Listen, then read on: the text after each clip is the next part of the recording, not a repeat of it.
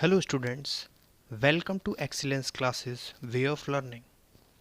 Today we are going to discuss about the 7 crystal systems. These are very important, and by studying this topic we come to the knowledge about 7 crystal systems and the possible variations of the lattices, which are 14. Now firstly we have to understood about the parameters of a unit cell. Unit cell में क्या क्या parameters हो सकते हैं students? हम axial distance और axial angles का consideration study करेंगे. क्यूबिक यूनिट सेल कंसिडर कर रहे हैं स्टूडेंट्स, और यहाँ पे हम एजेस को पर्टिकुलरली डिफर नोटिफिकेशंस देंगे और उनको कंसिडर करेंगे as ABC. These are axial distance, considered as axial distance, and after then axial angles, that will be alpha, beta and gamma. तो अभी हम यहाँ क्यूबिक यूनिट सेल ड्रॉ कर रहे हैं, एंड ये जो कॉर्नर्स हैं इन पे हमने लैटिस पॉइंट को शो किया है स्टूडेंट्स. नाउ स्टूडेंट्स, जो एजेस हमने कंसिडर किए हैं उसको हम ABC, simply small a, small b, small c से हमने रिप्रेजेंट किया है डिफरेंट एजेस को. एंड B और C के बीच में जो एंगल है वो अल्फ़ा, A के जस्ट सामने है, स्मॉल a के जस्ट सामने. एंड A और B के जस्ट बीच में जो एंगल है हमारा दैट इज़ गामा, और A और C, स्मॉल a और C के बीच में है that is beta. So this is alpha beta gamma, just सामने है small a, small b and small c के.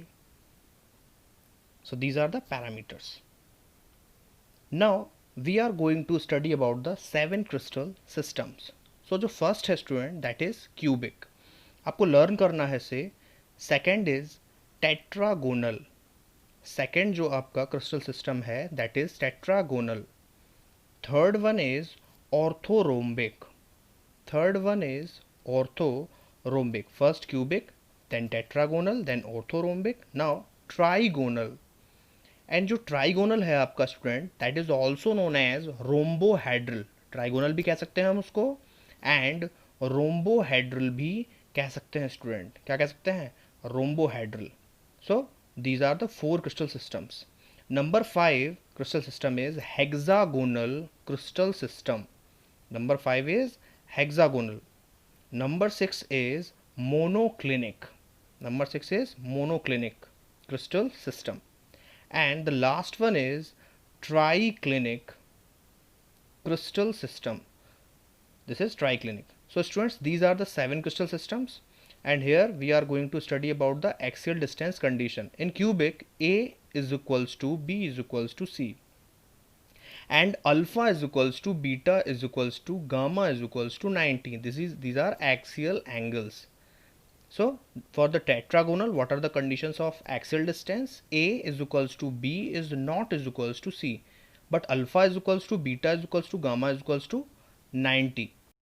So here all axial angles are 90 degree. Now for orthorhombic, A is not is equals to B is not is equals to C, and alpha is equals to beta is equals to gamma is equals to 90 degree. Now trigonal or rhombohedral, A is equals to B is equals to C. दोबारा से repeat हुआ है students. Alpha is equals to beta is equals to gamma but not is equals to 90 degree. This is for the condition of trigonal. यहाँ gamma आपका alpha beta gamma जो है वो 90 degree नहीं है बट इक्वल है. Now hexagonal, A is equals to B is equals to C है. अब आप एक को नॉट इज इक्वल्स टू दिखाओगे लास्ट को. B is not is equals to C, A is equals to B is not equals to C. Now alpha is equals to beta is equals to 90. Alpha और beta आपके 90 होंगे. अब ऊपर gamma 90 नहीं था और अल्फा बीटा भी 90 नहीं थे, तो यहाँ गामा आपका 120 डिग्री होगा for hexagonal. Now monoclinic, A is not equals to B is not equals to C, दोनों को आपने नॉट इक्वल्स टू कर दिया, and alpha is equals to gamma is equals to 90 degree. But यहाँ beta आपका 90 degree नहीं होगा students. Beta is not 90 degree. Alpha is equals to beta to gamma, gamma not यहाँ आपने दिखा रहे हो not is equals to 90 degree, तो गामा अगले में 120 डिग्री हो गया, बट अल्फा बीटा 90 थे. सो यहाँ अब नेक्स्ट में मोनोक्लिनिक में अल्फा गामा 90 डिग्री है, beta is not equals to 90 degree. Now triclinic, A is not is equals to B, फिर से आप सिमिलर रिपीट करोगे, b is not is equals to c, and alpha is not is equals to beta is not is equals to gamma is not is equals to 90 degree. So जो triclinic है students, this is most unsymmetrical case, क्योंकि यहाँ a is not equals to b is not equals to c and alpha is not equals to beta is not equals to gamma is not equals to 90 degrees. This is most unsymmetrical crystal system. Which is the most unsymmetrical crystal system, students? Triclinic is the most unsymmetrical crystal system, and cubic is most symmetrical crystal system, because here a is equals to b is equals to c and alpha is equals to beta is equals to gamma is equals to 90 degree. तो हम most symmetrical से most unsymmetrical के लिए गए हैं. These are the 7 crystal systems. These are axial distances. Small a is equals to small b is equals to small c, जिसको हमने abc consider किया. These are axial distances, and alpha beta gamma जो हैं वो आपके axial angles हैं. Actually these are the parameters which we consider. Now come on the possible variations. अब इन 7 crystal systems के लिए क्या क्या possible variations स्टूडेंट्स हो सकते हैं, और इन्हीं से हमें 14 lattices मिल जाएंगी. आप इन सब के लिए मैं कंडीशंस लिख रहा हूँ कि क्यूबिक में आपके लिए प्रिमिटिव सेंटर्ड हो सकता है यूनिट सेल, प्रिमिटिव फॉर्म में हो सकता है, सिंपल फॉर्म में हो सकता है. Body centred unit cell exist करेगा क्यूबिक फॉर्म में, क्यूबिक क्रिस्टल सिस्टम में. एंड आपका फेस एग्जिस्ट करेगा, यानी प्रिमिटिव बॉडी फेस, 3 होंगे आपके. नाउ टेट्रागोनल की बात कर रहे हैं. Primitive and body, these are only 2 possible variation, यानी प्रिमिटिव क्यूबिक यूनिट सेल होगा और बॉडी सेंटर्ड. तो अभी क्योंकि टेट्रागोनल की बात करें तो प्रिमिटिव टेट्रागोनल. नाउ ऑर्थोरोम्बिक में primitive body face and primitive body and face and. These 4 possible variations exist for the case of orthorhombic crystal system. Now trigonal. For trigonal simply आप क्या करोगे, primitive, and then for hexagonal primitive, then for monoclinic primitive, and for triclinic primitive. तो बहुत symmetrical वे में student बताया, आपको easily learn हो जाएगा. ट्राइक्लिनिक में भी आप क्या दिखाओगे, प्रिमिटिव. अब ट्राइक्लिनिक देखो आपका मोस्ट अनसिमेट्रिकल है, ठीक है ना. तो यहाँ ये लास्ट में एंड बी पे है, तो यहाँ क्योंकि मोस्ट अनसिमेट्रिकल है तो कोई और पॉसिबल वेरिएशन नहीं होगा. बट आप सेकंड लास्ट में जब जाओगे तो और चारों आपके प्रिमिटिव में दिखा रहे हो आप, मोस्ट अनसिमेट्रिकल है तो सिर्फ प्रिमिटिव रहेगा, ठीक है ना. बट इससे आप सेकंड एंड कंडीशन पे आओगे जो मोनोक्लिनिक वाला है, वहाँ पे एंड और आपका पॉसिबल हो जाएगा, यानी एंड सेंटर्ड मोनोक्लिनिक आपकी पॉसिबल होगी. मोनोक्लिनिक क्रिस्टल सिस्टम में एंड भी पॉसिबल होगा. तो primitive body phase, primitive body phase and primitive primitive primitive primitive and monoclinic में आपका एंड भी है. क्योंकि ये ट्राइक्लिनिक आपका मोस्ट अनसिमेट्रिकल है तो सिर्फ प्रिमिटिव यहाँ पॉसिबल होगा, ठीक है ना. बट मोनोक्लिनिक में प्रिमिटिव और एंड. तो इस तरह से आपको लर्न करके रखना है इसको, और बहुत ईजिली आपको लर्न हो जाएंगे. बिल्कुल सिमेट्रिकल फॉर्म में इसको अरेंज किया है. तो यहाँ देखिए इक्वल्स टू है, फिर आपने लास्ट में नॉट इक्वल्स टू लगाया, फिर आपने दोनों में नॉट इक्वल्स टू लगाया, फिर से आपने इक्वल्स टू को, क्योंकि सारे नॉन इक्वल्स टू हो गए तो फिर से आपने इक्वल्स टू को रिपीट कर दिया, फिर आपने एक को नॉट इक्वल्स टू, दोनों को नॉट इक्वल्स टू, और फिर लास्ट में फिर से नॉट इक्वल्स टू को रिपीट कर दिया है. तो this is most symmetrical to most unsymmetrical की तरफ हम गए हैं. तो यहाँ आप देखोगे एंगल सारे 90 हैं, फिर से 90 हैं, अल्फा बीटा गामा फिर से 90 हैं. बट लास्ट में आप दिखाओगे कि यहाँ तक देखिए 90 है, बट अल्फा बीटा गामा यहाँ इक्वल है बट 90 नहीं होंगे, 90 नहीं होंगे. अब 90 नहीं होंगे की कंडीशन है यहाँ पे, बट नेक्स्ट में आपने क्या किया, गामा 120 हो गया बट अल्फा बीटा आपके 90 हो गए, अल्फा बीटा 90 हो गया और गामा आपका 120 हो गया. फिर नेक्स्ट में अल्फा और गामा 90 होंगे, अल्फा बीटा 90 थे ना अभी, और गामा आपका 120 था. अब आप क्या दिखाओगे इसके बाद, अल्फा गामा को 90 दिखाओगे और बीटा आपका 90 नहीं होगा. And then alpha is not equals to beta is not equals to gamma is not equals to 90 degree. These are the 7 crystal systems students. These are here and these are in the format of figure. And cubic को आपको कैसे बनाना है और cubic पे क्या examples हो सकते हैं स्टूडेंट्स. क्यूबिक देखो सी से स्टार्ट हो रहा है, NaCl and KCl. These are the examples. तो ये सिमेट्रिक में इसलिए बता रहे हैं, आपको याद रहेगा. टी आ रहा है देखिए टेट्रागोनल में, तो टी के लिए वाइट टिन, टी से आप याद रखोगे वाइट टिन, एंड क्योंकि टी आ रहा है तो TiO2, ठीक है ना. ऑर्थोरोम्बिक, अब देखिए लास्ट में रोम्बिक आ रहा है तो एग्जाम्पल क्या हो जाएगा, रोम्बिक सल्फर. सल्फर के 2 टाइप्स हैं, रोम्बिक और मोनोक्लिनिक. तो ऑर्थोरोम्बिक है यहाँ, तो ये इसका एग्जाम्पल क्या हो जाएगा, rhombic sulphur. These are trigonal. और ट्राइगोनल में, और उसको हम रोम्बोहेड्रल भी कहते हैं, इसमें आप एग्जाम्पल क्या लोगे, quartz, this is crystalline substance, quartz and calcite, quartz and calcite in the trigonal crystal system के एग्जाम्पल है ये। हेक्सागोनल, तो हेक्सागोनल बन रहा है, आपको पता है ग्रेफाइट में लेयर्ड स्ट्रक्चर होता है और हम हेक्सागोनल रिंग बनाते हैं ग्रेफाइट में, तो हेक्सागोनल क्रिस्टल सिस्टम में एग्जाम्पल आप किसका लोगे, ग्रेफाइट का, आपको लर्न रहेगा easily. And graphite also has the layered structure and has hexagonal rings. Now monoclinic, monoclinic की बात करेंगे तो मोनोक्लिनिक आ रहा है ना नेम, तो मैंने कभी क्या बताया, मोनोक्लिनिक सल्फर का ही फॉर्म है, तो मोनोक्लिनिक में एग्जाम्पल क्या हो जाएगा, मोनोक्लिनिक सल्फर। ऑर्थोरोम्बिक में क्या था, रोम्बिक सल्फर, मोनोक्लिनिक में क्या हो जाएगा, मोनोक्लिनिक सल्फर, सिमेट्रिकल है। ट्राइक्लिनिक, ट्राइक्लिनिक को आपको लर्न करना है, K2Cr2O7, potassium dichromate students, and CuSO4 into 5H2. These both are the examples of triclinic. So these are the 7 crystal systems with their examples. Now students, we are going to calculate the number of atoms in and-centered unit cell.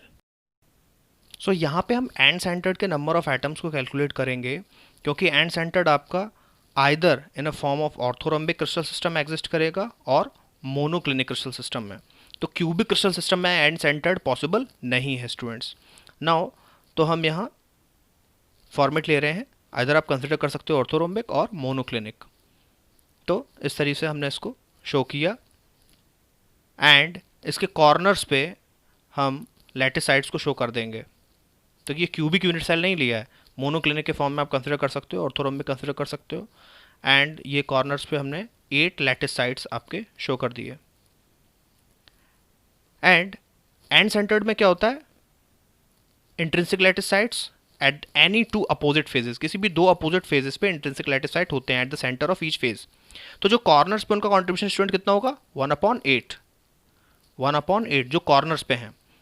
तो corners पे ये जो आपके 4 दिख रहे हैं, आप ऐसे कंसिडर कर लो रूफ पार्ट, और 4 आपका जो है फ्लोर पार्ट। तो हर एक जो कॉर्नर पे आपके 8 है उनका 1/8 कॉन्ट्रीब्यूशन है, और जो फेस पे है ग्रीन से जिसको मैंने शो किया उसका 1/2। तो कॉर्नर वालों के लिए क्या होगा, 1/8 × 8, क्योंकि एक का कॉन्ट्रीब्यूशन 1/8 है, मल्टीप्लाइड बाई 8, प्लस जो फेस पे है 1/2 मल्टीप्लाइड बाई 2, तो 1 आएगा। Overall 2 atoms students. तो एंड सेंटर में नंबर ऑफ एटम्स कितने हुए, 2 एटम्स। इन 7 क्रिस्टल सिस्टम्स, अगर आप 7 क्रिस्टल सिस्टम की बात कर रहे हो, देन जो आपका एंड सेंटर है वो क्यूबिक क्रिस्टल फॉर्म में एग्जिस्ट नहीं करेगा, ठीक है ना, ये वेरी इंपॉर्टेंट है। एंड सेंटर आपका जो भी अभी मैंने टेबल बनवाया था, तो उसमें एंड सेंटर आपका कहाँ था, ऑर्थोरोम्बिक में और मोनोक्लिनिक में। So it is clear, in 7 crystal system and centred unit cell does not exist in cubic crystal system. Cubic crystal system में स्टूडेंट्स एग्जिस्ट नहीं करेगा एंड सेंटर्ड, सिर्फ आपका ऑर्थोरोम्बिक में और मोनोक्लिनिक में एग्जिस्ट करेगा। Now students, we are going to discuss और simply calculate the number of atoms in hexagonal unit cell. Very important, hexagonal unit cell में हम नंबर ऑफ एटम्स को कैलकुलेट करेंगे, तो बहुत ही इंपॉर्टेंट है। एंड यहाँ हमने हेक्सागोनल फॉर्म ड्रॉ कर लेते हैं, हेक्सागोनल क्रिस्टल सिस्टम। एंड या हम ऐसे कंसिडर कर सकते हैं कि एक हेक्सागोनल यूनिट सेल हम यहाँ पे ड्रॉ कर रहे हैं। तो this is the hexagonal form और हेक्सागोनल यूनिट सेल यहाँ पे ड्रॉ कर दिया है। अब आप ये देखोगे, डाउन जो वाला आपका हेक्सागोनल रिंग है वहाँ पे आपके 6 आप लैटिसाइड शो करोगे डाउन पे, ठीक है ना। अपर में भी हेक्सागोनल रिंग है, वहाँ पे आप 6 आप लैटिसाइड शो कर दोगे, ठीक है ना स्टूडेंट्स। तो अभी सिर्फ आपने 12 किए हैं जो आपके कॉर्नर्स पे हैं, ठीक है ना, कॉर्नर्स पे हैं उनको आपने 12 शो किया। उसका फेस है, फेस पे आपने एक शो किया है और लोअर फेस पे भी आपने एक शो किया है। तो फेस वालों का कॉन्ट्रीब्यूशन 1/2 होता है, यहाँ भी 1/2 होगा, ग्रीन से मैंने शो कर दिया उसको। अब आप ये देखो, जो कॉर्नर पे होंगे हेक्सागोनल में उनका कॉन्ट्रीब्यूशन कितना होगा, ये बहुत इंपॉर्टेंट है स्टूडेंट्स। तो आप ऐसे समझो, पूरा एक लैटिसाइड होगा तो इसका कितना पार्ट इस हेक्सागोनल यूनिट सेल के अंदर आ रहा है। आप ऐसे देखो, पूरा एक है, ठीक है ना, पूरा एक लैटिसाइड है, उसका हाफ पार्ट, हाफ में भी आप देखोगे थोड़ा सा कट होके इस तरह से जा रहा है और ये एंगल आपका 120 डिग्री है। अब जितना पार्ट हेक्सागोनल में था वही मैंने अलग से बना दिया है। हाफ था, हाफ में भी पूरा हाफ ना जाके हाफ से थोड़ा सा एंगल घूमा है, वो 120 डिग्री है, ठीक है ना। तो 120 डिग्री इतना पार्ट आपका गया है इस हेक्सागोनल में। अब आप ऐसे समझो, ये हाफ है, हाफ पार्ट में से आपका 120 डिग्री गया, और पूरा अगर हाफ में देखोगे आप तो पूरा जो आप 3D में देखना है, 3D में, ठीक है ना, तो वो 360 होगा। आप 120 से डिवाइड कराओगे तो कितना आएगा, 3। यानी कि सिंपली अगर हम सिर्फ हाफ ले रहे हैं, स्फीयर आधा ले रहे हैं, आधा स्फीयर ले रहे हैं, तो उस आधे स्फीयर में जो कंट्रीब्यूशन है वो है 1/3, ठीक है ना। बट आप पूरा अगर यूनिट सेल लोगे, यानी कि पूरा आप स्फीयर लोगे, ठीक है ना, पूरे की बात कर रहे हैं, पूरा अगर आपका कॉन्स्टिट्यूंट पार्टिकल है, पूरा है अगर स्फीयर, तो आपका 1/3 ओवरऑल क्या हो जाएगा, 1/6, ठीक है ना। तो ये जो इसका कंट्रीब्यूशन होगा वो 1/6 होगा इस लैटिस पॉइंट का, और इसका 1/6 पार्ट जाएगा अंदर की तरफ हेक्सागोनल यूनिट सेल में, ठीक है ना। तो जो कॉर्नर्स पे उन सबका कंट्रीब्यूशन कितना होगा स्टूडेंट्स, 1/6 1/6 1/6, तो ये 12 है, 6 आपके अपर हेक्सागोनल रिंग में और 6 आपके लोअर में। तो अब आप देखोगे इसको कैलकुलेट कैसे करेंगे। Now number of atoms at the corners, corner की बात करेंगे स्टूडेंट कि कॉर्नर पे आपके नंबर ऑफ एटम्स कितने हैं। तो कॉर्नर पे आप देखो लैटिस साइड कितने हैं, 12, 6 for the upper hexagonal, 6 for the lower, overall हो गया 12, एक का कॉन्ट्रीब्यूशन 1/6 है, ओवरऑल कितना आ गया 2। अब बॉडी पे कितने हैं, तो बॉडी पे अभी हमने शो नहीं किया है, वहाँ पे अभी शो कर देंगे। बॉडी पे 3 होंगे आपके, ठीक है ना, वो किसी अदर से शेयर नहीं होंगे, हेक्सागोनल यूनिट सेल के अंदर ही होंगे, 3 × 1, क्योंकि एक का कॉन्ट्रीब्यूशन 1 होगा, किसी अदर से शेयर नहीं होगा। तो 3 आप बिल्कुल सेंटर में आप शो कर दोगे इस तरह से, ये आपके 3 लैटिस साइड्स हैं, ठीक है ना। ये हेक्सागोनल यूनिट सेल के अंदर है, किसी अदर से शेयर नहीं होंगे, सबका कंट्रीब्यूशन 1 होगा। तो बॉडी में हमने कितना शो कर दिया, 3 × 1 दैट इज 3। नाउ फेस की बात करेंगे, फेस, तो जो अपर हेक्सागोनल फेस है उस पर एक है, एक लोअर पे है, तो वो कितने हैं 2, और एक का कॉन्ट्रीब्यूशन 1/2, ओवरऑल कितना आ जाएगा 1। सो टोटल यहाँ पे कितना है, 2 + 3 + 1 दैट इज 6, तो 6 आइटम्स होंगे। Okay students.